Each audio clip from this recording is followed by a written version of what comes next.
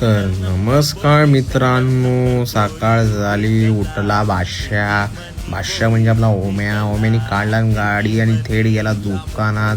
मग दुकानात जरा काम होतं आपला, ते केला. आणि बघा बादशाह सर्वेश बिप्पू ते इथं बसले. मग आपल्याला दुपार झाली आणि गेलो घरी आणि बसलेली जेवलो चपाती आणि भेंडीची भाजी ब्रो. मग निकातने आणलं मँगो ज्यूस, मग मँगो ज्यूस पिलो बघा निकात.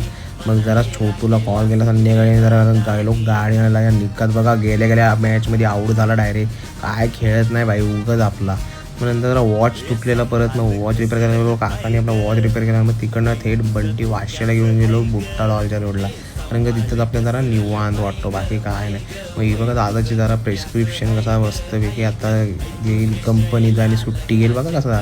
नंतर मग बघा आलो परत दुकानात सगळे बादशाह लोक.